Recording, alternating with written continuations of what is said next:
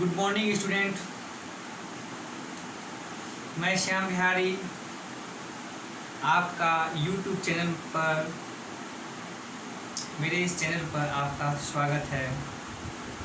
आप लोग मेरे इस यूट्यूब चैनल को ज़्यादा से ज़्यादा सब्सक्राइब करें, जिससे हम आपको ऑनलाइन वीडियो प्रोवाइड कर सकें। हम कुछ दिन के बाद से 11th का क्लास भी साथ साथ चालू करेंगे। जो 11th के नए स्टूडेंट हैं उनको कहें कि इस चैनल को सब्सक्राइब कर लें और लाइव क्लास पढ़ें। फ्री ऑफ कॉस्ट है, ठीक है। हम लोग चल रहे थे डिटर्मिनेंट पर। डिटर्मिनेंट के प्रॉब्लम के बारे में पढ़े थे। उसके बाद हम कोफैक्टर के बारे में पढ़े। कोफैक्टर का डेफिनेशन हमने सीखा और उसके बेस्ड ऑन कुछ दो प्रॉपर्टी है, हम लोग उसके बारे में पढ़ेंगे। पहला प्रॉपर्टी देखिए क्या कहता है। पहला प्रॉपर्टी कहता है कि किसी डिटर्मिनेंट का कोई एक रो का सारा एलिमेंट किसी दूसरे रो के या किसी तीसरे रो के कोफैक्टर एलिमेंट के कोफैक्टर के साथ मल्टीप्लाई करके अगर जोड़ दिया जाता है तो उसका वैल्यू क्या होता है, 0 होता है। तो हम लोग देखना चाहेंगे कि क्या कहना चाहता है इसमें। चलिए इसके प्रूफ के बारे में हम लोग पढ़ेंगे, तो गौर से ध्यान देखें, जो कि बहुत ही इम्पोर्टेंट है। जैसे हम लोग इसके लिए मान लेते हैं late A11 A12 A13 A21 A22 A23 A31 A32 A33 BA square matrix. Square matrix है ऑफ ऑर्डर, ये 3 ऑर्डर का स्क्वायर मैट्रिक्स है। आपको कहता है वी हैव टू शो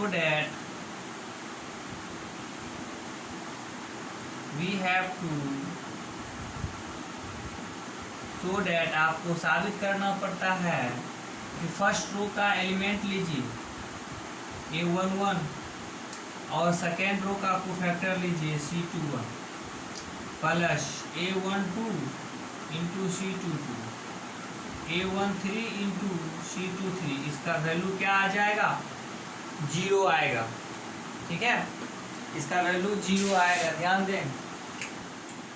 और भी देख लीजिए, अगर हम फर्स्ट रो का एलिमेंट लेंगे, थर्ड रो का कोफैक्टर लीजिए C31 A12 into C32 A13 into C33, इसका वैल्यू क्या आ जाएगा, 0 आएगा। अगर हम लोग सेकेंड रो का एलिमेंट लेंगे A21, तो फर्स्ट रो का कोफैक्टर लीजिए C11 A22 into C12 plus A23 into C13 equal to 0। और उसके बाद अगर हम सेकेंड रो का एलिमेंट लेते हैं और थर्ड रो का कोफैक्टर लेते हैं, तो हम लोग क्या करेंगे, A22 into C32 A23 into C33 equal to क्या आ जाएगा, 0। अगर हम लोग थर्ड रो का एलिमेंट लेंगे, फर्स्ट रो का कोफैक्टर लेंगे, सेकेंड रो का कोफैक्टर के साथ मल्टीप्लाई करके ऐड करके आ जाएगा तो 0 होगा। इसी तरह कॉलम में भी काम कर सकते हैं। फर्स्ट कॉलम का एलिमेंट लीजिए, थर्ड कॉलम का कोफैक्टर लीजिए C13 A21 into C23 plus A31 into C33 equal to कितना, 0। डॉट डॉट डॉट इस तरह बहुत सारा होगा, ठीक है। तो हम लोग क्या करते हैं कि ये कहता है कि जब ये दोनों का पोजीशन सेम ना हो, देखिए 11 ही 21 है, दोनों 11 रहता, एकदम सेम रहता तब कुछ और बात होती। लेकिन अभी तक दोनों सेम ना हो तो इसका वैल्यू क्या लिखेंगे, हमेशा 0 लिखेंगे। यानी अगर इस रो का एलिमेंट है और इस रो का कोफैक्टर के साथ मल्टीप्लाई करके ऐड किया हुआ है तो उसका वैल्यू क्या आएगा, 0 आएगा। उसको हम लोग देखिए प्रूफ कैसे करेंगे। प्रूफ करने के लिए हम लोग क्या करेंगे, हम लोग ए का डिटर्मिनेंट निकालेंगे। ए का जब डिटर्मिनेंट निकालेंगे तो क्या करते हैं, A11 लेते हैं, पहला नंबर में A11 लिए और इसके रो इसके कॉलम को ढक दीजिए, आपका बचेगा A22, A23, A32, A33। उसके बाद प्लस हम लोग लेंगे A12, यहाँ पर चिन्ह होता है -1 पर पावर 1 प्लस, यहाँ का चिन्ह ले लीजिए, यहाँ का चिन्ह ले लीजिए -A12, इसके रो इसके कॉलम को ढकिए तो क्या बचेगा भैया, A21, A23, A31, A33। ठीक है, उसके बाद हम लोग लेंगे प्लस A13 लेंगे, इसके रो इसके कॉलम को ढक दीजिए, देखिए यहाँ पर क्या आ जाएगा, A21, A22, A31, A32। ठीक है, जैसे लिए हम लोग देखते हैं उसके बाद क्या होता है, A11 है।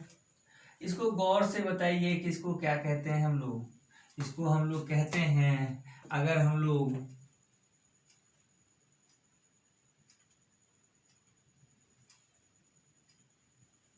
नहीं, एक मिनट रुकिएगा, हम लोग नेक्स्ट थ्योरम को प्रूव करने लगे थे।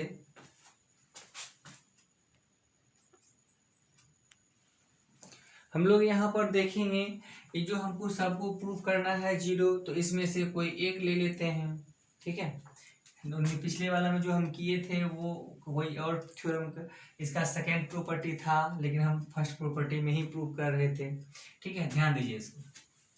तो यहाँ पर क्या करेंगे, A11, C21 का क्या मतलब होता है, C21 का मतलब होता है A21 का कोफैक्टर, C21 का मतलब होता है A21 का कोफैक्टर, A21 यहाँ है, इसका कोफैक्टर निकालिएगा, इसके रो इसके कॉलम को ढक दीजिए, क्या बचा भैया, A12, A13, A32, A33, और यहाँ का चिन्ह होता है माइनस में, यहाँ माइनस डाल दीजिएगा, प्लस A12। C21 का मतलब होता है C21 का मतलब होता है C21 नहीं, C22 है, C22 का मतलब होता है A22 का कोफैक्टर, इसके रो इसके कॉलम को ढक दीजिए, देखिए आपका क्या आता है, आपका आता है A11, उसके बाद आता है A13, उसके बाद आता है A31, उसके बाद आता है A33। उसके बाद क्या करना है, उसके बाद निकालना है A23 का, यहाँ पर प्लस, यहाँ पर A13 लिखेंगे, C23 का मतलब क्या होता है, A23 का कोफैक्टर, इसके रो इसके कॉलम को ढकिए, तो यहाँ पर आएगा आपका A11, उसके बाद आएगा A12, उसके बाद आएगा A31, A32, और यहाँ का चिन्ह होता है शायद माइनस, इसीलिए ये क्या हो जाएगा आपका माइनस। आप इसको मल्टीप्लाई कर लें, -A11, इसको इसे मल्टीप्लाई करेंगे, A12 गुना A33 माइनस A32 गुना A13 प्लस A12, इसको गुना कीजिए, A11 into A33 minus A31 into A13 minus, यहाँ पर A13 रखेंगे, A11 into A32 minus A31 into A12। ठीक है, आप इसको मल्टीप्लाई कर लें, मल्टीप्लाई करेंगे तो ये हो जाएगा -A11, A12, A33, minus minus क्या हो जाएगा plus, A11 into A32 into A13, इसको मल्टीप्लाई करेंगे, plus A12 into A11 into A33, ये हो जाएगा minus A12 into A31 into A13, इसको मल्टीप्लाई करेंगे, minus A13 into A11 into A32, उसके बाद minus minus plus A13 into A31 into A12। ठीक है, मल्टीप्लाई कर दिए, मल्टीप्लाई करने के बाद देख लिए कटेगा, ये 11 12 33 है, 11 12 33, प्लस में ही माइनस में कैंसिल, 11 32 13, देखिए 11 32 13, ये माइनस प्लस में कैंसिल, ये इससे कट जाएगा, आपका वैल्यू क्या आ जाएगा 0, यानी RHS आपका यहाँ पर क्या हो जाता है प्रूव। इससे यह साबित हो गया यदि किसी रो का एलिमेंट किसी दूसरे रो के कोफैक्टर के साथ अगर मल्टीप्लाई करके ऐड किया हुआ है तो उसका वैल्यू 0 होता है। अब हम लोग चलेंगे प्रॉपर्टी नंबर 2, पहले इसको लिख लें। चलिए हम लोग सेकेंड प्रॉपर्टी को देखेंगे। ये प्रॉपर्टी नंबर 2 है। कोई स्क्वायर मैट्रिक्स है, उसी कोफैक्टर पर बेस्ड ऑन है ये। चलिए, तो कोई स्क्वायर मैट्रिक्स एन ऑर्डर का है तो कहता है then the sum of the product of each elements of a row या column with their cofactor is equal to determinant of ए।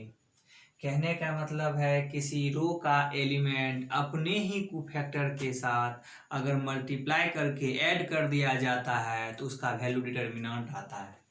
ठीक है, जैसे एग्जांपल के रूप में, जैसे एक कोई स्क्वायर मैट्रिक्स 3 ऑर्डर का है तो आपको कहता है A11 गुना इसका कोफैक्टर क्या होता है C11, A12 गुना इसका कोफैक्टर क्या होता है C12 इसी का कोफैक्टर, प्लस A13 गुना C13 इसका वैल्यू हमेशा डिटर्मिनेंट ऑफ ए आता है।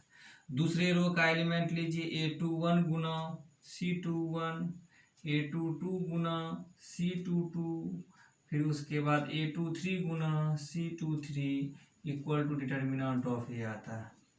उसके बाद A31 गुना C31 प्लस A32 गुना C32 प्लस A33 गुना C33 equal to determinant of A आता है।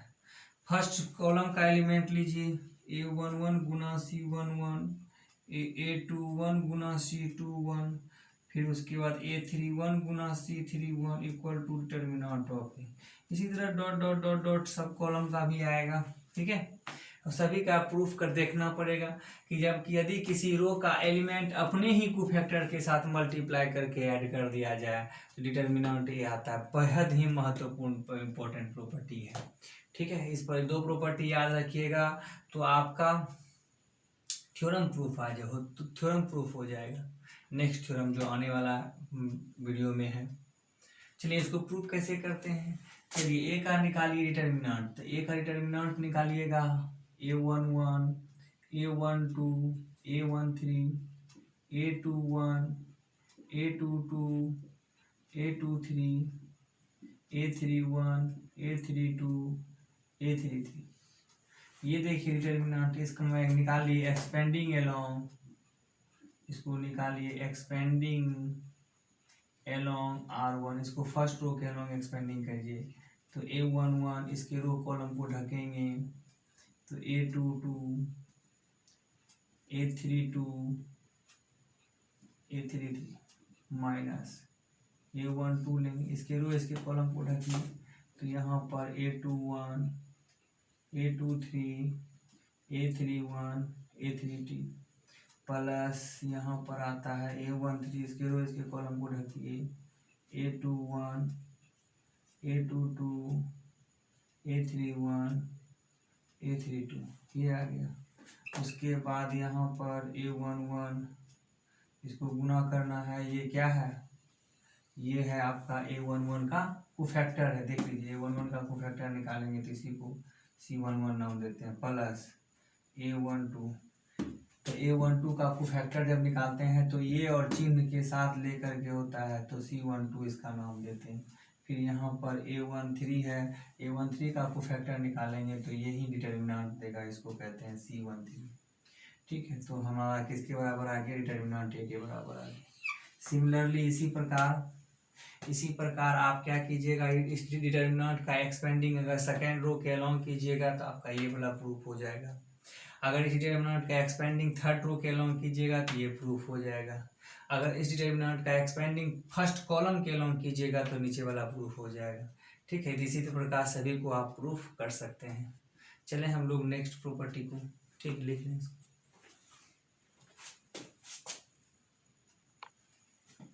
देखिए हम लोग नेक्स्ट प्रॉपर्टी नंबर 3 है। ये डिटर्मिनेंट पर बेस्ड ऑन है तो कोफैक्टर में ही हमने ऐड कर दिया है।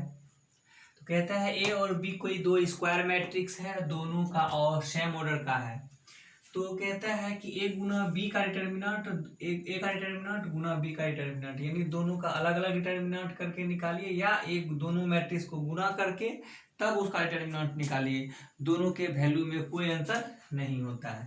तो इसके लिए आप एक एग्जाम्पल दे सकते हैं, एग्जाम्पल की सहायता से इसको प्रूव कर सकते हैं।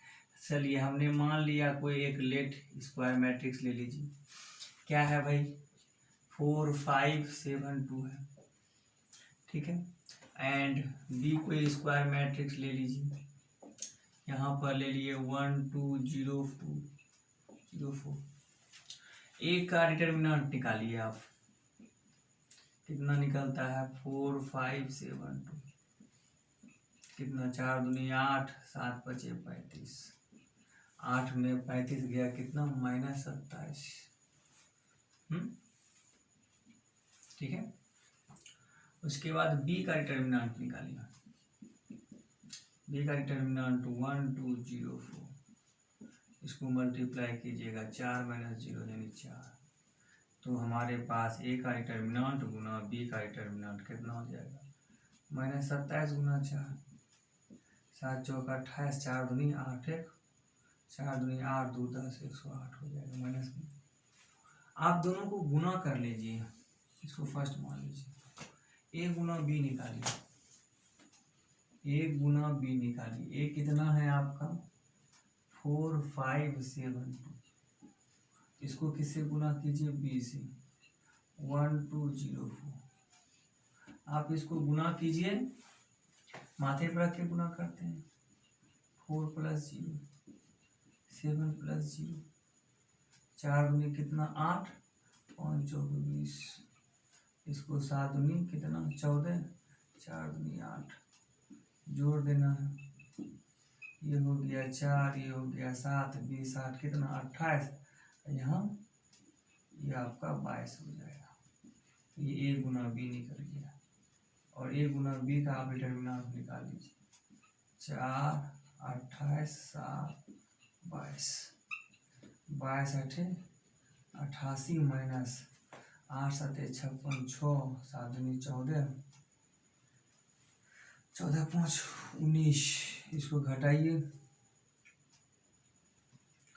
8 हो जाएगा यहाँ पर, उसके बाद 18 में 8 गया 10 हो जाएगा माइनस। देखिए इसको सेकेंड ले लीजिए, फ्रॉम फर्स्ट और सेकेंड को गौर से देखिए, फ्रॉम फर्स्ट एंड सेकेंड को गौर से देखिएगा क्या होता है। तो आपका देखिए ए गुना बी का जो डिटर्मिनेंट होता है वह ए का डिटर्मिनेंट इंटू बी के डिटर्मिनेंट के क्या होते हैं बराबर होते हैं। ये आपका प्रूव हो गया, कोई दिक्कत। चलिए तो हम लोग नेक्स्ट प्रॉब्लम में हम लोग देखेंगे। नेक्स्ट में एक ऐसे भी होते हैं, देखिएगा।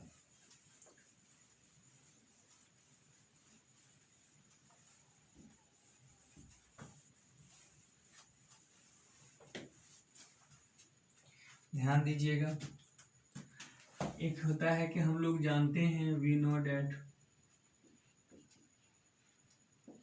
नोट में आप लिख सकते हैं इस बातों को, ए इंटू ए इनवर्स कितना देता है आइडेंटिटी देता है, ए इंटू ए इनवर्स आइडेंटिटी देता है, तो दोनों तरफ डिटर्मिनेंट निकाल लेंगे, ए इंटू ए इनवर्स का डिटर्मिनेंट, तो यूनिट मैट्रिक्स का भी डिटर्मिनेंट हम लोग निकालेंगे। और डिटर्मिनेंट का क्या प्रॉपर्टी, ए का डिटर्मिनेंट अलग ए इनवर्स का डिटर्मिनेंट अलग। तो यूनिट मैट्रिक्स का डिटर्मिनेंट आप ध्यान रखिए हमेशा 1 निकलता है।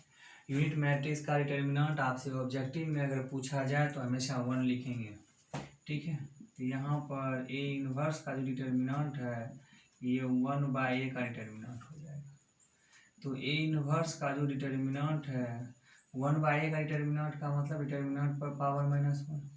देखिए बहुत ही महत्वपूर्ण थ्योरी है, डिटर्मिनेंट देखिए डिटर्मिनेंट के अंदर माइनस रहेगा तो बाहर कर सकते हैं, इसको लिखा जाता है determinant of A inverse, determinant of A inverse बराबर डिटर्मिनेंट ऑफ ए का होल इनवर्स। ऐसे भी आप इसको प्रूव कर सकते हैं, ये ऑब्जेक्टिव में बार बार पूछा है, इसको देखना है। अब हम लोग देखेंगे multiplication of multiplication of determinant, determinant का मल्टीप्लिकेशन कैसे करेंगे।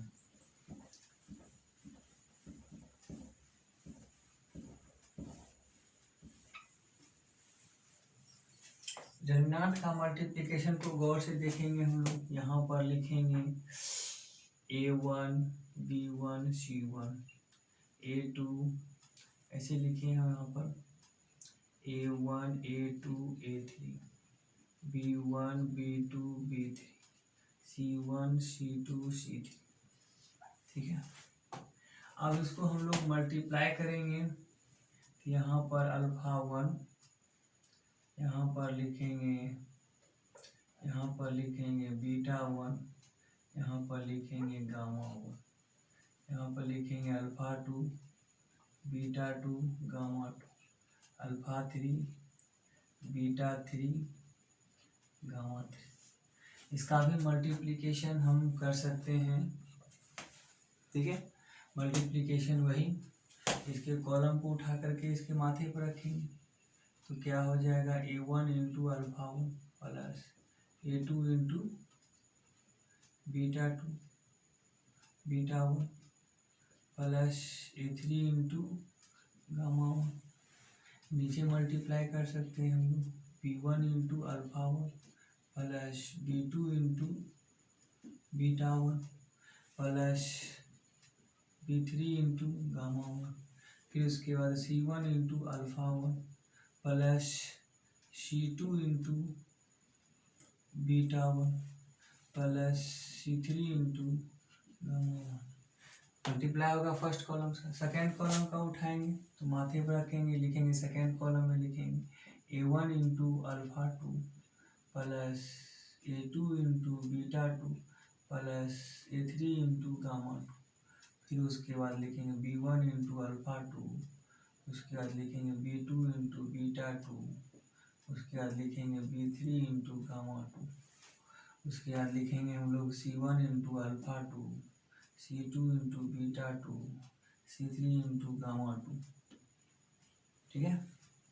उसके बाद थर्ड कॉलम को मल्टीप्लाई करेंगे A1 into alpha 3 A2 into beta 3 plus A3 into gamma 3।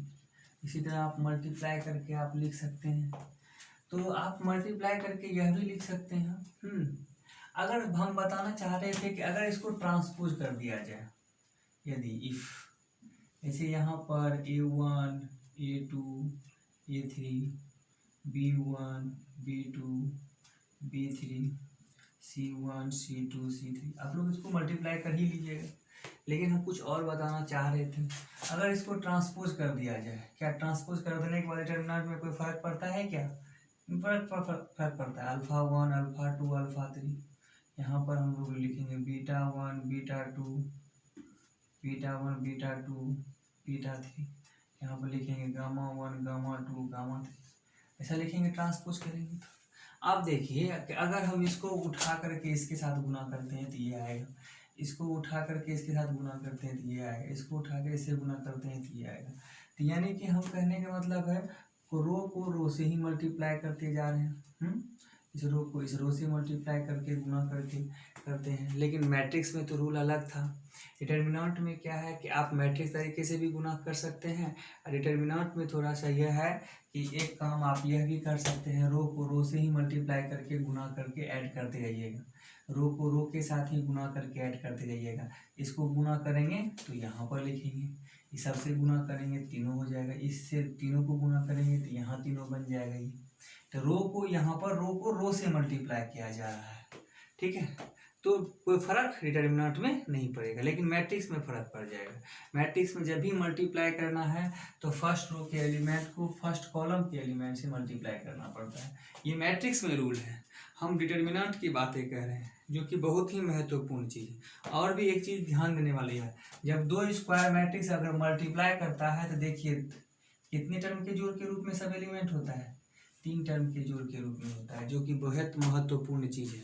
कि जब भी आप देख लीजिए किसी डिटर्मिनेंट में 3 टर्म सभी एलिमेंट 3 टर्म के जोड़ के रूप में है, इससे यह जाहिर हो जाता है कि वह डिटर्मिनेंट किसी 2 डिटर्मिनेंट के प्रोडक्ट का है, ठीक है। तब आप उससे आप समझ सकते हैं और उसको आप 2 टर्म के जोड़ के रूप में लिखा जा सकता है। इसको जब यह लिख सकते हैं तो इसको हम उल्टा करके भी लिख सकते हैं। ठीक है, आज तक के लिए यहीं रहने दीजिए। हम लोग नेक्स्ट वीडियो में प्रॉपर्टीज ऑफ क्या कहते हैं, ये एरिया ऑफ ट्रायंगल पढ़ेंगे। एरिया ऑफ ट्रायंगल पढ़ेंगे और एरिया ऑफ ट्रायंगल से बनने वाला जो इक्वेशन होता है, कोलिनियर जब हो जाता है तो कैसे किसी लाइन का इक्वेशन निकालते हैं। आज तक के लिए यहीं तक रहने दीजिए। आज नेक्स्ट वीडियो में हम लोग लेके बहुत नया चीज़ आने वाले हैं और हम इंजीनियरिंग का भी क्वेश्चन हम आप लोगों को बताएंगे। 11th का भी बैच हम स्टार्ट करने वाले हैं। जितने भी 11th के कैंडिडेट हैं सबको आप कह दीजिए मेरे यूट्यूब चैनल को सब्सक्राइब कर लेंगे, लाइक कर लेंगे, शेयर करेंगे और हम फ्री ऑफ कॉस्ट सभी को घर बैठे ऑनलाइन के जरिए हम आपको क्या कहते हैं वीडियो प्रोवाइड करके आपका हम पढ़ाई पूरी करवाएंगे। ठीक है, थैंक यू।